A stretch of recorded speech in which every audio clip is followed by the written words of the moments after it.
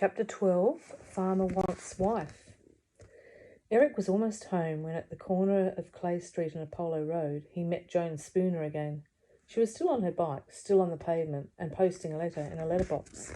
"Hello, Eric." "Hello," said Eric. "Can't stop," and he didn't. Joan called after him. "Where's Roy?" "Who wants to know?" said Eric. "He's your boyfriend, I bet." "No, he isn't." "You love him." Eric was hurrying backwards up the road. "He's got a dog," shouted Joan. "Says it's yours." "A what?" "A dog." As the gap between them increased, so did the noise. "Who has?" "He has." "You what?" "You heard."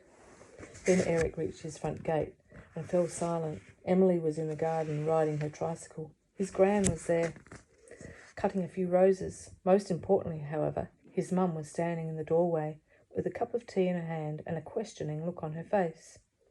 "Hello, Eric," said his gran, and Emily rang her bell for him, and his mum said, "You're late. Where's your socks?" "Hello, Gran," said Eric. "In my bag." "Well, he lowered his voice. "One of them." Emily left her tricycle and began tugging at her Gran's dress. "Want to whisper?" She whispered, after which her Gran said, "She wants to do her song for Eric." Mrs. Banks continued to observe her son. He looked ill at ease. "Is that T-shirt wet?" "A little bit." "What song?" He grabbed Emily and swung her round.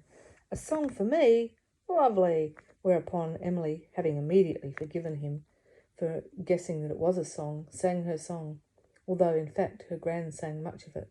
It was The Farmer Wants a Wife, or in Emily's version, Farmer Wants Wife. She had learnt it that morning at play school and practised it in the afternoon at her Gran's. Eric, meanwhile, sat on the step and demonstrated a keen interest in his sister, while hoping his mum might take less than keen interest in him. She didn't.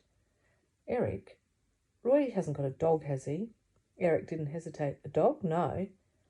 Only I think I saw him in the high street with one." "Oh, that dog." Eric did his best not to appear furtive. "That wasn't Roy. It sort of followed us."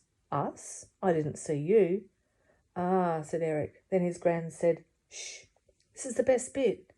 And Emily, tunelessly, but with much feeling, sang, "Nurse wants a dog, nurse wants dog, E-I-E-I, nurse wants dog."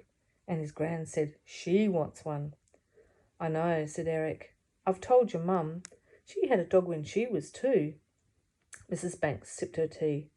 "That dog with Roy looked a bit like the one that got in the house," she said. Just then Mr. Banks in his postman's uniform appeared at the gate. Emily was all for starting her performance again for his benefit. "Want to whisper," she said.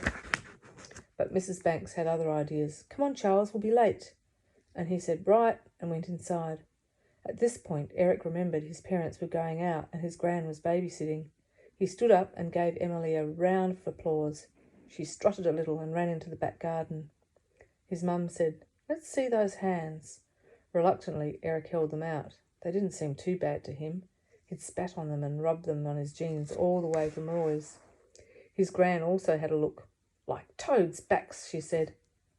Luckily, after that, what with the tea and getting ready to go out and his Gran being there, Eric avoided most of the trouble he might have otherwise have expected.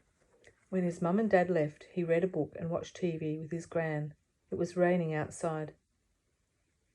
"Cup of tea?" Gran asked. "No, thanks," said Eric. He watched his Gran go out into the kitchen. He listened to the kettle being filled and the gas popping on. He looked down at Emily. She was making a bed in one of her dad's slippers and singing quietly to herself. "Dickory, dickory." Emily glanced up and caught Eric looking at her and smiled.